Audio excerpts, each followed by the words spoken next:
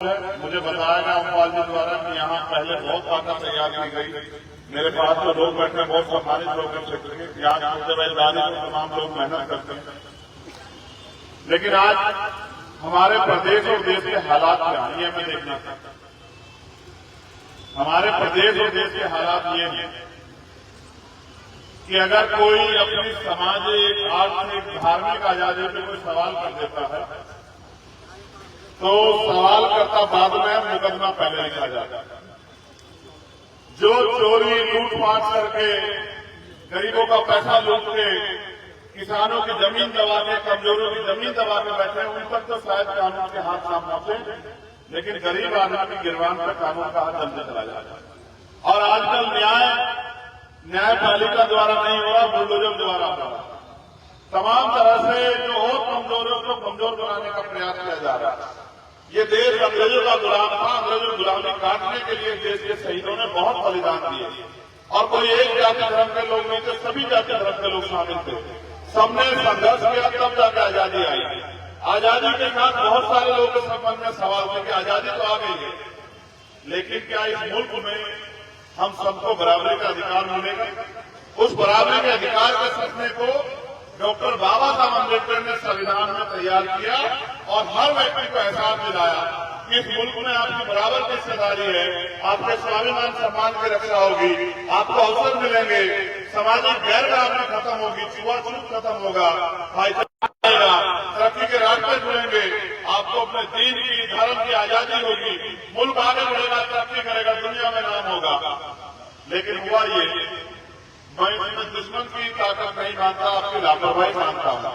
आपने ऐसे लोगों को मौका दिया, ऐसे लोगों के साथ आप खड़े रहे कि उन्होंने ना अपना काम किया ना आपका काम किया। आज मुल्क में हालात है, उत्तर प्रदेश हो या केंद्र की सरकार उनका बस चले तो वो आपसे अपनी रोजी रोटी का अधिकार में छीन ले। नए नए कानून बन रहे हैं, यहाँ ठेली ले लगेगी, ये दुकान नहीं खुलेगी, ये नहीं होगा, वो नहीं होगा।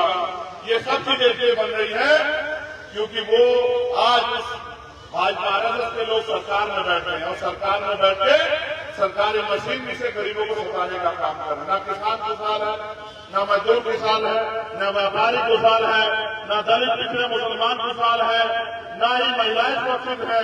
रोज रेप हत्याएं हो रही है और हम जाए तो जाए कहां? जाते हैं थाना कचहरी में तो पुलिस के अधिकारी बेचारे करना भी चाहे तो सरकार के नेता का, मंत्री का फोन आता है कि चुप रहो, जो हम कह रहे हैं करो। आज हालात ऐसे हैं, लोग बेबस है, लाचार है, नौजवान पढ़ लिख के बेरोजगार घूम रहा है, भर्ती आती नहीं है, घोटाले हो जाते हैं। कोई भर्ती आ जाए तो 69,000 शिक्षक भर्ती कर आरक्षण में घोटाले हो जाते हैं।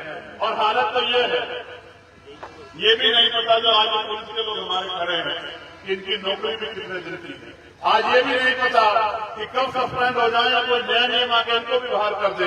तमाम अधिकारी, कर्मचारी सब लोग परेशान हैं और सब चाहते हैं कि मुक्ति मिले, मगर मुक्ति कैसे मिलेगी? जब वो सत्ता में बैठे हैं, सत्ता में बैठ के आपको फिर थोड़ा खिलाएंगे, सत्ता में बैठ के तो इंतजाम करेंगे। उनको और मीडिया के लोग सुरक्षित नहीं है। कोई अगर मीडिया का साथी ईमानदार से पत्रकारिता करना चाहे तो उसको भी नहीं पता कि सामने से जेल में रहेगा, घर में रहेगा, उसको भी नहीं पता। कई पत्रकार अभी परसों एक पत्रकार पीटे गए और वो पत्रकार गुप्ता जी को थे बेचारे और वो वीडियो करके कह रहे थे कि एक पत्रकार को पीटने का मैंने वीडियो बनाई तो मेरा फोन तोड़ दिया और 4-5 अधिकारियों ने मुझे पीटने का काम किया। हालात ऐसे हैं, सब बेबस से लाचार है, सोचते हैं कि हो क्या।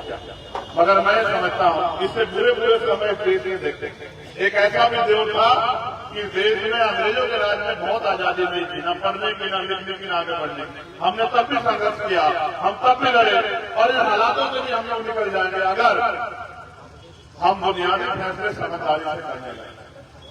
आप मेरे बारे में जानते हैं, मैंने 16 महीने जेल काटी, कोई चोरी डाका डाल कर नहीं काटी, बस अपने लोगों के लिए लड़ रहा।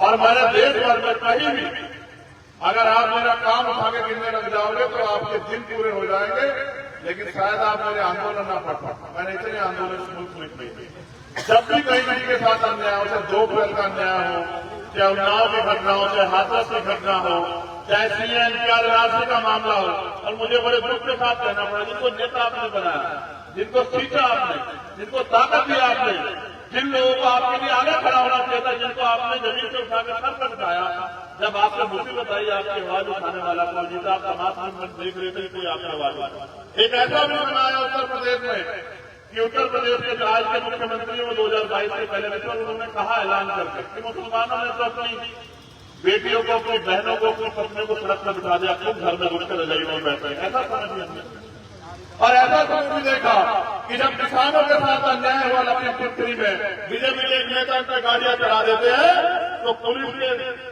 सहारे से सब लोग को जाने में रोक दिया जाता है। मैं वहां भी 7 घंटे मोटरसाइकिल चला कर पहुंचा और मेरा प्रयास यही था कि जब कल मेरा सामना हो आप लोगों को तो मैं कम से कम आप मिलाकर कह पाऊंगा कि जब आपके साथ कोई अन्याय हुआ तो चंद्रशेखर घर में नहीं बैठे।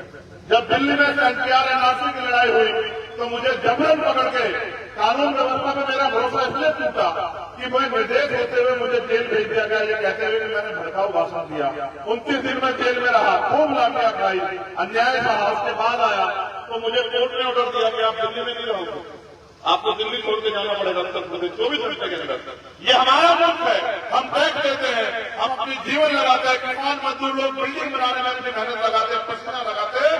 और जैसे आपने कहा कि आप दिल्ली नहीं रहोगे, दिल्ली देश की राजधानी है, मैं नहीं रहूंगा तो कौन रहेगा? मैं 24 घंटे अड़ा रहा दिल्ली में और ये ऐलान करके आया कि पूरे 5,000 साइन बाग बना